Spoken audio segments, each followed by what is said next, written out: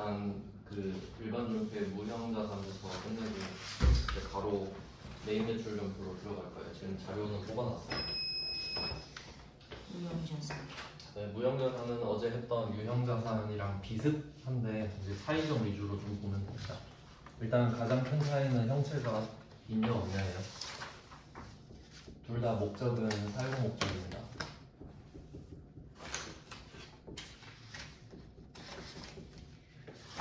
일단 전제는 사용이라고 생각하시면 되고요. 이제 특이한 점은 형체가 없다는 거죠. 근데 실제로 그 여러분이 갖고 있는 물건 중에 거의 다 형체가 있는 상황일 텐데 이제 없는 건 파악하기가 힘들잖아요. 그러니까 좀 보통 법적이나 계약적으로 좀 받쳐줘야 되는 게 있어요. 보통은 법인데 일단 뭐 41페이지 문제를 좀 보시면 이름만 좀 먼저 확인을 해볼게요. 무형자산 중에 가장 대표적인 게 그 41페이지 1번을 보시면 특허권이라고 되어 있거든요. 일단 문제에 나와 있는 거를 적어볼게요. 특허권. 특허권을 굳이 뭐 해석하자면 그냥 특별하게 허락된 권리, 나만 할 수 있는 거죠. 그러니까 독점적인 권리를 주는 거예요. 근데 기본적으로 자산이라는 거의 특징이 여러분 갖고 있는 자산도 나만 쓸 수 있잖아요. 이제 그게 자산의 의미거든요. 그래서 얘는 형체가 없다 보니까 법으로 보호를 해주는 형태가 되겠죠. 특허 뭐 출원을 하는 형태. 근데 그 과정까지는 안 나옵니다. 그냥 이름만 알고 계시면 돼요. 그 다음에 2번 문제로 가보면은 2번 문제는 그 정확한 키워드가 나오진 않는데 그냥 따로 좀 적어두시면 2번 문제는 연구개발이거든요. 연구개발. 이건 좀 따로 적어두세요. 연구개발. 보통 이제 영어로 R&D라고 많이 하는데 연구개발을 통해서 직접 그 특허 같은 걸 만들 수 있는 거예요. 그냥 뭐 삼성 같은 대기업 생각하시면 됩니다. 그 삼성은 연구소가 따로 있어서 거기에 석박사들이 막 특허 같은 거 만들고 있죠, 항상. 그래서 특허를 살 수도 있고 우리가 직접 만들 수도 있다. 뭐 이 정도 느낌이 있습니다. 그래서 이 연구개발을 통해서 직접 만들면 이제 이 부분이 조금 특이한데 그 이름이 개발비가 되거든요. 이건 이따가 좀 자세히 볼 건데 그러니까 내가 직접 만들면 이름이 개발비가 돼요. 밖에서 사오면 특허권 이런 식으로 되고. 근데 이 개발비 같은 경우는 이름을 좀 잘 알아주셔야 되는 게 이름이 B자로 끝나잖아요. 근데 비용이 아니고 자산입니다. 이게 좀 특이해요. 그래서 이런 식으로 B로 끝나는데 자산인 건 얘밖에 없거든요. 그러니까 좀 특이하니까 기억해 두시면 되고요. 그리고 다른 문제들에서 또 뭐가 나오는지 좀 보면은 그 밑에 3번에서는 또 특허권이 나왔습니다. 그럼 뭐 이건 1번에서 나왔으니까 확인만 하시고 그 다음에 4번 문제로 내려가 보면 영업권이라는 말이 있죠. 영업권. 이것도 좀 특이한 형태인데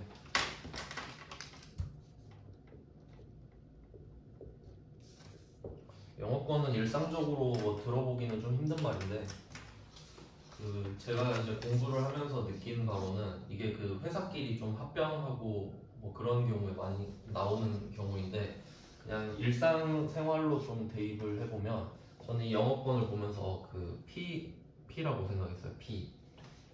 뭐 아파트 같은 거 청약할 때 그 내가 당첨이 안 되면 막 이거 다른 청약된 사람한테 비싸게 사야 되는 경우 있잖아요. 그럼 그때 더 준 돈을 P라 그러죠.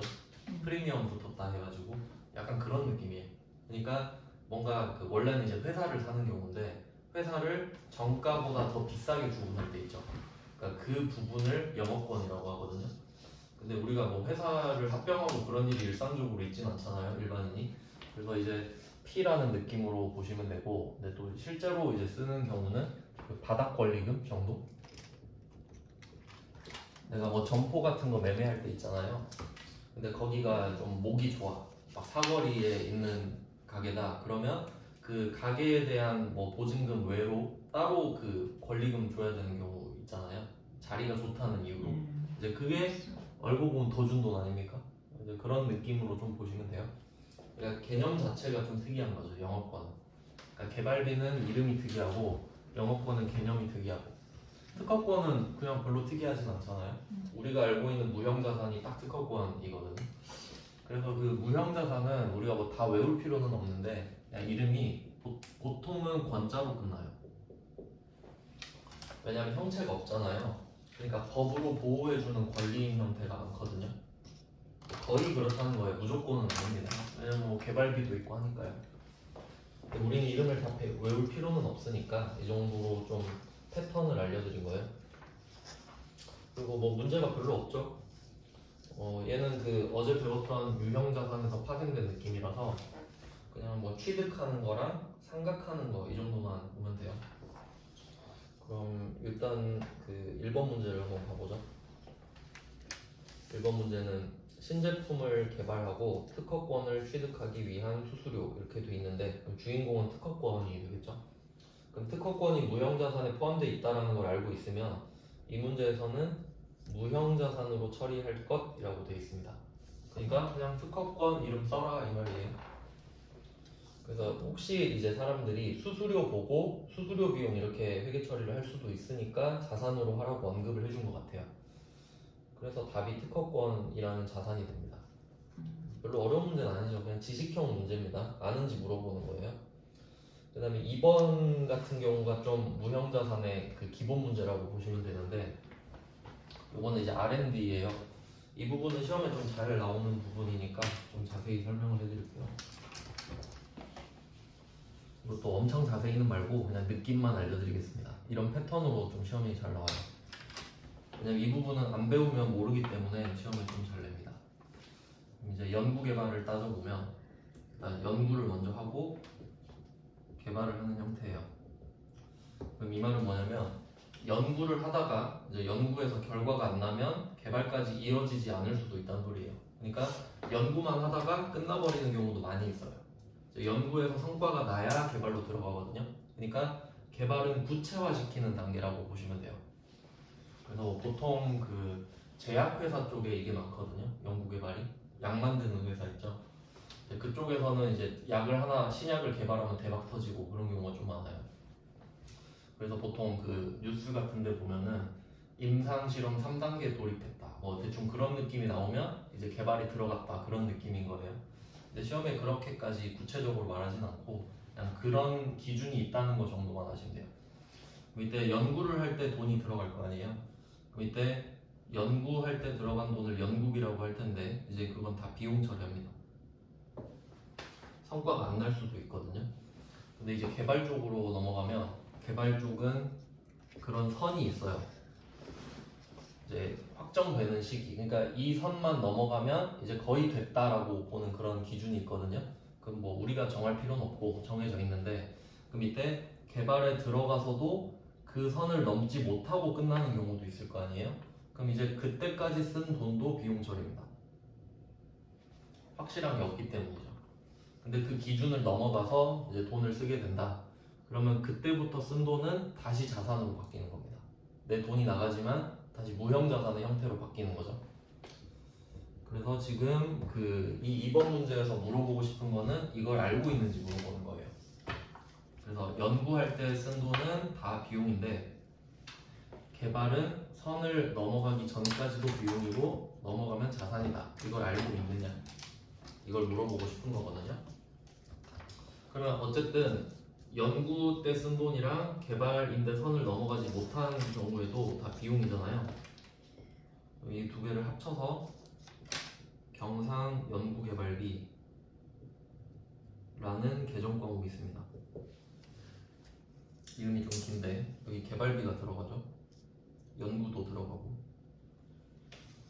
그리고 이때 자산으로 넘어가게 되면 이때 쓰는 이름이 개발비거든요. 그래서 이걸 물어보고 싶은 거예요.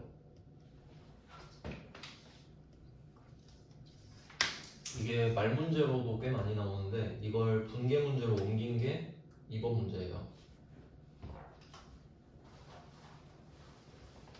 그래서 이 원리만 잘 알고 있으면 2번 문제는 대충 읽어도 좀 풀 수 있거든요. 그러면 2번 문제를 푸는 요령을 알려드릴게요. 이게 그 말이 좀 복잡한데 2번 문제를 보시면 생산부서에서 새로운 기술적 지식을 얻기 위해 계획적인 탐구 활동을 한다. 이런 문구 있잖아요. 이제 좀 요령을 모르는 사람은 이걸 읽고 해석하고 있어요. 왜냐면 이게 회계 기준에 나오는 말이거든요. 근데 여기서는 뭘 알아야 되냐면 이 문구를 읽으면서 이 부분이 연구 개발을 물어보고 있구나. 이 정도만 알면 되는 거예요. 저도 이걸 외우진 못하거든요. 그냥 보고 아 이거 연구 개발하는 거구나. 이 정도 찾습니다. 그 다음에 두 번째로 해야 될 거는 이게 비용이냐 자산이냐 이거예요. 그래서 이 문제에서 중요한 거는 두 번째 줄을 보시면 자산 인식 조건을 충족하지 못하였다. 이 부분 있죠. 이걸 표시해 주세요. 자산 인식 조건을 충족하지 못하였다. 그러면 이 그림에서는 선을 넘지 못했다 이 말이죠. 비용 처리하라는 소리잖아요. 그럼 이름이 경상연구개발비다 이렇게 되는 거예요. 그래서 얘는 어떻게 되냐면 이름을 외우실 필요가 없는 게 여러분이 검색할 때 개발비라고 딱 쓰잖아요. 개발비 딱 쓰면 둘 다 나오겠죠. 근데 이 경상연구개발비는 500번이 붙은 애가 하나 있고 800번이 붙은 애가 하나 있을 거예요. 그럼 그거 보고 아 얘는 비용이구나 라고 좀 눈치껏 캐치하시면 되는 거죠. 그러니까 이름을 다 외울 필요는 없습니다. 개발비는 딱 하나 있을 거 아닙니까? 자산이니까. 그래서 그 개발비를 딱 쳐서 이게 생산부서에서 한 거니까 500번인 거죠. 그럼 혹시 이 문제에서 자산 인식 조건을 충족했다 라고 하면 답이 개발비가 되는 거고요. 그냥 뭐 이 정도입니다. 그래서 첫 번째 문구를 그 첫 번째 줄의 문구를 외우시는 게 아니에요. 그리고 또 이제 이 문제에서 중요한 거는 당좌수표를 발행하여 지급하였다. 이 부분은 좀 기본적인 내용이에요. 당좌수표를 발행해서 지급하면 그러니까 내 당좌예금 통장에서 돈이 나가기 때문에 그러니까 체크카드 긁은 거랑 똑같다고 말씀드렸거든요. 이 부분도 잘 나오니까 꼭 기억해 두세요. 사실 그 이 부분은 까먹더라도 당좌수표를 발행 지급했다 그건 절대 까먹으면 안 돼요. 시험에 잘 나옵니다.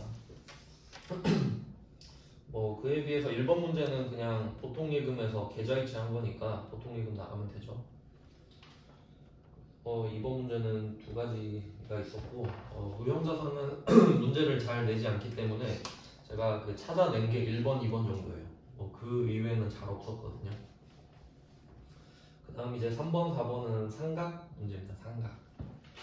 이것도 이게 얘는 어떤 느낌으로 가냐면 어제 유형자산은 자동차 같은 거 샀을 때 감가상각한다 이런 느낌이었는데 얘는 그 특허를 받으면 법적으로 보장해주는 기간이 있거든요.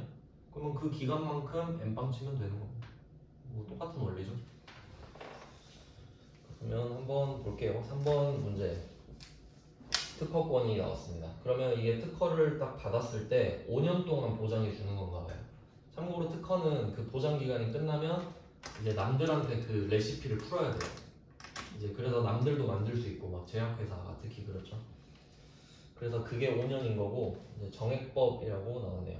이건 어제 유형자산에서도 나왔었죠. 그리고 무형자산은 따로 좀 기억해 두실 게 있는데 이게 무형자산의 특징인데 그 유형자산 쪽은 어제 뭐 두 개밖에 안 배웠지만 정액법, 정률법 그리고 막 방법이 많이 있거든요. 근데 꼭 정해야 돼요. 유형자산은 어떤 방법을 하겠다라고 정해야 됩니다. 자기가. 근데 무형자산 같은 경우는 내가 그 방법을 못 정하겠다라고 하면 정액법을 써라 이렇게 제시해줘요. 그게 좀 차이가 있습니다. 이걸 왜 말씀드리냐면 지금은 3번 문제에서 정액법이라고 말을 해줬잖아요. 근데 혹시 무형자산인데 방법을 말을 안 해줄 때가 있어요. 그럼 그냥 정액법으로 해야 돼요. 방금 말씀드린 이유 때문에 그렇습니다. 그럼 그게 어디에 적용되냐면 그 바로 밑에 4번 문제 한번 보실래요? 4번 문제 보시면 방법이 언급이 안 돼 있죠. 근데 사실 좀 언급이 돼 있다고 볼 수도 있는 게 그 4번 문제는 두 번째 줄에 보시면 월할 균등상각하고 있다 이 부분이 있죠. 월할 균등상각 이걸 표시해 주시고요. 사실 이거 자체가 정액법을 나타내고 있긴 해요. 그러니까 월할이라는 거는 월로 분할했다 이 말이잖아요. 근데 원래 그 감가상각을 월할로 하긴 하거든요. 근데 여기서 균등이라는 말 나오죠. 그럼 이건 매월 똑같은 금액으로 잘라라 이 말이거든요. 그럼 정액법밖에 될 수가 없어요. 그래서 이게 정액법을 사실 나타내고 있는데 없다고 생각해도 정액법을 쓰는 게 원칙이니까. 그리고 또 보면은 이거 어제 배운 거랑 좀 연결을 해서 볼게요. 어제 그 유형자산 할 때 감가상각할 때 세 가지가 필요하다고 말씀을 드렸어요. 감가상각의 3요소. 그게 취득 원가랑 얼마에 샀는지, 그러니까 이거 얻느라 얼마 썼는지, 왜냐면 이 가격만큼만 상각을 해야 되니까. 그리고 잔존가치, 그리고 내용연수입니다. 유형자산에서는 이렇게 세 가지가 필요했는데, 무형자산 같은 경우는 잔존가치가 없는 게 원칙이에요. 그러니까 이건 따로 좀 제가 적어드릴게요. 무형자산의 차이점이라고 해야겠죠? 무형자산의 특징은 유형자산과 차이예요. 유형자산이랑 비교했을 때 차이.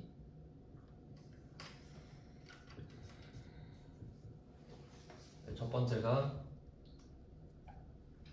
상각 방법을 정해주지 않으면, 상각 방법이 없다라고 하면 정액법을 쓰면 된다. 그래서 문제상으로는 방법 자체를 언급하지 않으면 정액법으로 해석하시면 됩니다. 일단 우리는 이 문제 푸는 게 위주니까. 참고로 이 부분은 제가 그 말문제는 어떻게 나왔냐면, 이 부분은 듣기만 하세요. 말문제에서는 어떻게 나오냐면, 무형자산은 합리적인 상각 방법을 써야 한다. 그런데 그 방법을 모르겠으면 정액법을 쓴다. 이런 식으로 나왔어요.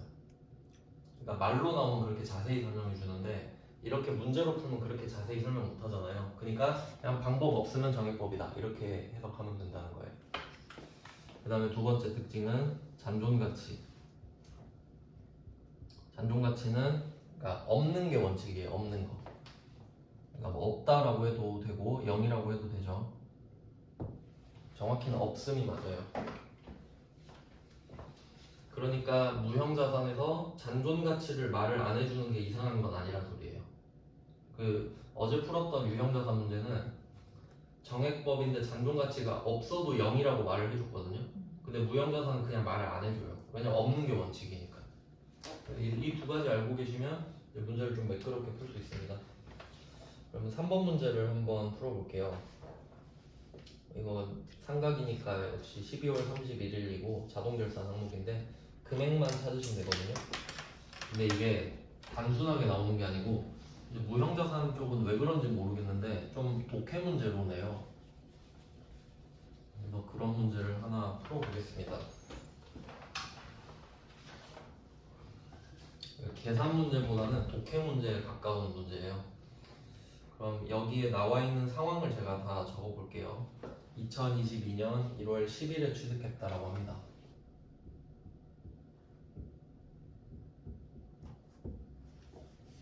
취득을 했어요. 근데 문제는 뭐냐면 이게 정말 문제를 위한 문제인데 취득 금액을 안 알려줘요. 얼마에 샀는지 알아야 되잖아요. 그러니까 역추적하라는 소리거든요. 그리고 이 문제의 답을 보면 지금이 2023년인가 봐요. 2023년. 그러면 이제 상황을 유추해 보면 2022년 12월 31일에 상각을 한번 했겠죠. 상각을 한번 했을 겁니다. 1년이 지났으니까. 그리고 제가 어제 알려드렸었는데 1월 10일이어도 초월을 산입하기 때문에 이때는 12개월을 다 계산을 했을 거예요. 그러면 그 금액 이후에, 그럼 지금 이 3번 문제에서 말을 하는 게 전기말 상각 후 잔액 이런 말을 하고 있죠. 그럼 지금이 2023년 12월 31일이기 때문에 전기말은 22년 말을 하는 거거든요. 그러면 정황상 상각을 한 번 했을 거고 그 뒤에 금액이 2,400만 원이다. 이렇게 해석을 하라는 소리네요. 이거 물어보는 겁니다. 그러니까 1년은 이미 지났고 2,400이 된 상태였는데 그리고 1년이 또 지난 거죠. 그럼 이 부분이 좀 헷갈릴 수 있는데 이 부분을 잘 생각해야 돼요. 이 궤리 있죠.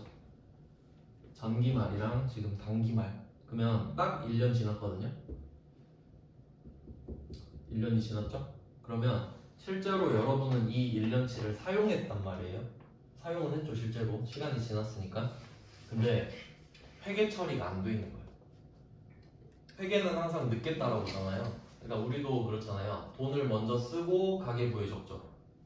돈을 쓰자마자 가계부에 적지 못하잖아요. 그러니까 일단은 쓴 게 먼저 오고 그 다음에 뒤늦게 상각이 따라와 주는 거예요. 회계 처리하는 게. 그러면 우리는 어떻게 해야 되냐면 작년 말에 상각을 한번 하고 2,400이 남은 상태죠. 그러면 상각을 한번 했으니까 4년 남은 상태죠. 4년이 남았고 금액은 2,400이 남은 거야. 그러니까 2,400을 4로 나눠라 이렇게 되는 겁니다. 그러니까 남은 금액이랑 남은 연수를 나누면 되는 거죠. 독해 문제입니다. 그래서 이런 패턴의 문제가 꽤 나왔었어요. 무형자산 쪽에서는. 그래서 답이 600만 원이 되겠죠.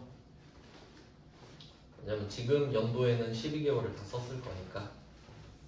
그래서 답이 그렇게 돼 있어요. 답이 좀 복잡하게 돼 있는데, 그러니까 이 해설에 나와 있는 답은 2,400을 가지고 3,000을 다시 찾아가요. 그러니까 이게 4년 남은 거니까 5를 다시 곱하면 이게 3,000만 원이 될 거거든요. 근데 얘는 정액법이라는 특성을 갖고 있기 때문에 굳이 돌아가서 다시 생각을 할 필요는 없습니다. 왜냐면 3,000만 원을 5로 나눈 거랑 2,400을 4로 나눈 거랑 똑같죠. 둘 다 600만 원이기 때문에. 그래서 뭐 저는 이렇게 풀었어요. 그리고 옛날에는 이거를 연도를 2번 내린 경우도 있었는데 뭐 그게 그거인 거나 똑같죠. 원리는 같습니다. 그래서 3번 문제 정도가 그래도 생각을 좀 해야 되는 문제라서 어려운 편에 속하는 거고요. 그 다음에 4번 문제로 가볼게요. 41페이지에 4번 마지막 문제죠.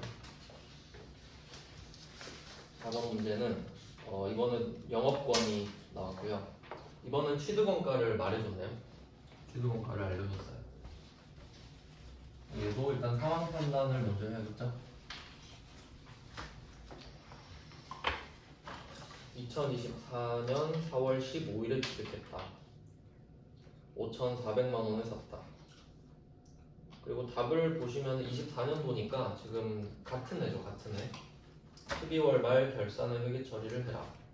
5년간 월할 변경을 하고 있다. 그리고 혹시 모를까봐 그 두 번째 줄에 보시면 상각기간 계산 시 1월 미만은 1월로 간주한다. 이제 이게 초월 산입을 말을 하고 있는 겁니다. 그러니까 부족해도 추가해라 그 말이죠. 근데 이 말은 없어도 원래 그렇게 하는 거예요. 혹시 모를까봐 그냥 말을 해주는 거지. 얘는 뭐 어려운 문제가 전혀 아니네요. 어제 풀었던 거랑 같은 원리예요. 그러면 공식을 한번 넣어볼게요. 취득원가 5,400. 그리고 아까 월할 균등 자체가 정액법을 나타낸다고 말씀드렸죠. 그럼 이제 정액법 이제 공식이 괄호 열고 취득원가 마이너스 잔존가치. 네, 잔존가치는 말 안 했으니까 그냥 없다고 보시면 되겠죠. 그러니까 형식적으로 빼도 되고 안 빼도 되고. 그리고 나누기 내용연수입니다. 5년 동안 나눕니다. 네, 이걸로 끝내면 안 되죠. 제가 어제 유형자산에서도 말씀드렸는데 이게 그 문제에서 2024년이 나왔고 2014년 4월 15일에 취득했기 때문에 사용한 월수를 꼭 찾아주셔야 됩니다. 사용한 월수. 그래서 항상 12를 분모로 깔고 사용 월수를 찾습니다. 곱하기 12분의 여기는 9가 되겠죠. 4월 15일 어제도 4월 15일로 나왔던 것 같은데 이건 4월 30일로 바꿔도 답이 똑같다고 말씀드렸습니다. 하루만 써도 그 월을 추가하셔야 돼요. 이제 그렇게 내면 정말 많이 틀릴 겁니다.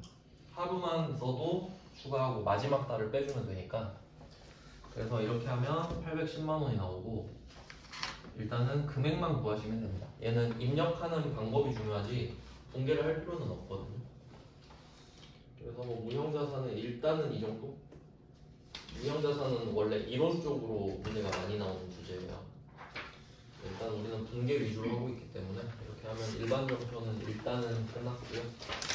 이제 한 10분 정도 쉬고 그 메인 매출 점표 자료를 드릴 거예요. 이론 설명하고 이제 입력할 겁니다. 그럼 할게요. 그러면 1호는 이게 이제 시험 범위예요?